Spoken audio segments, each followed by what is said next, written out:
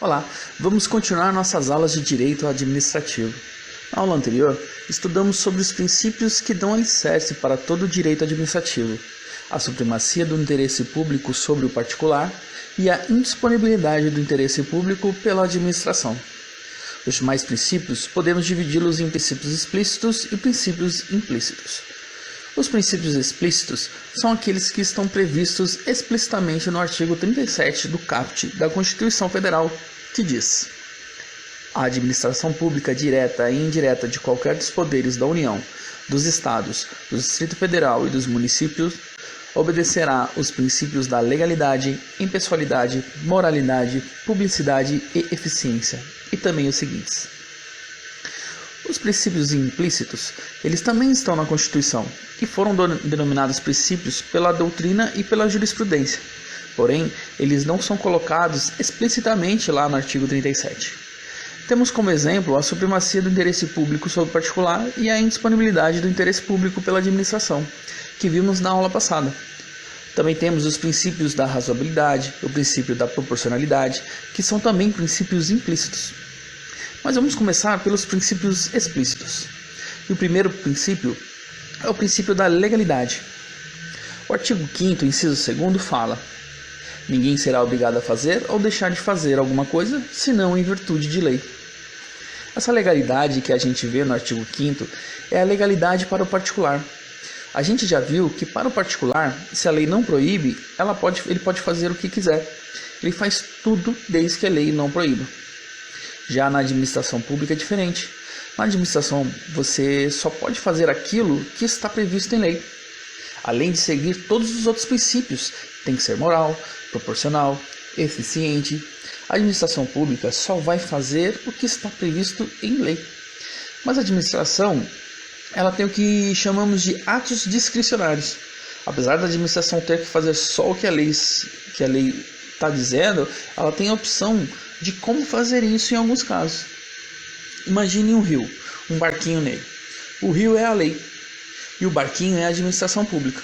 O barquinho pode ir para o lado, pode ir para o outro. Se ele quiser, ele desce o rio retinho.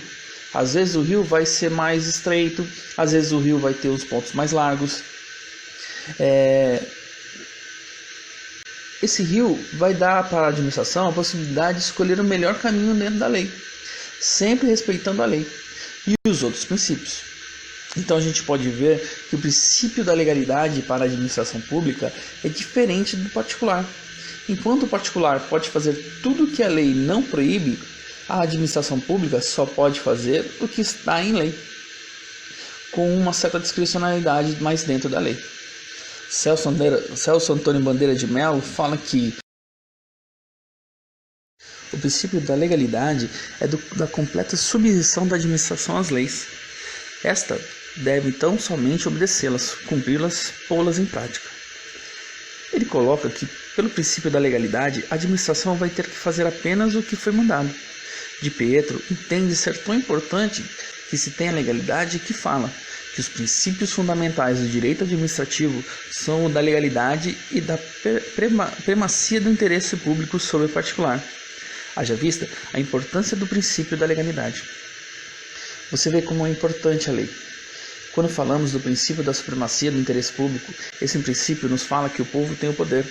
A vontade do povo tem que ser obedecida e que a vontade do povo, senão a lei.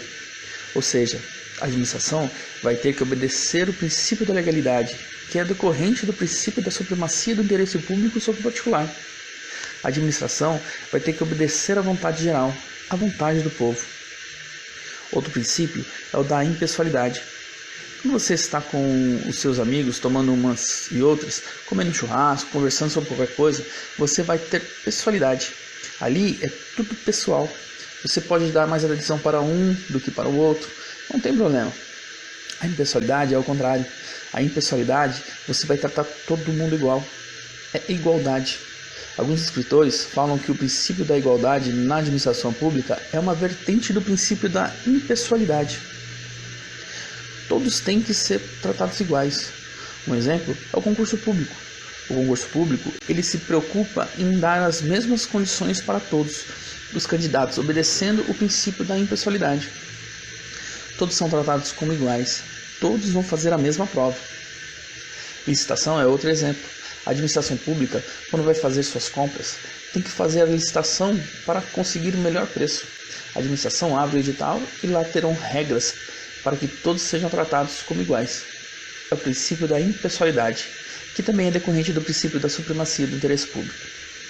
Celso Antônio Bandeira de Mello fala que o princípio da impessoalidade traduz a ideia de que a administração tem que tratar todos os administrados sem discriminação, benéficas ou detrimentosas. Nem favoritismo, nem perseguições são toleráveis. O princípio em causa não é senão o próprio princípio da igualdade ou isonomia. Todos têm que ser tratados iguais. O particular, o servidor público, todos têm o mesmo direito.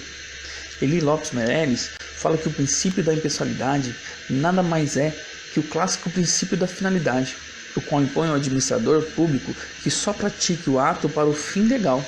E o fim legal é unicamente aquele que a norma do direito indica expressa ou virtualmente como objeto do ato, de forma impessoal. A finalidade é atender o interesse público, o interesse do povo.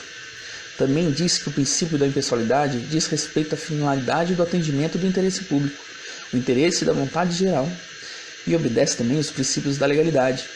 A gente pode ver como esses princípios estão juntos. Outra coisa que o princípio da impessoalidade nos traz é a vedação de promoção pessoal.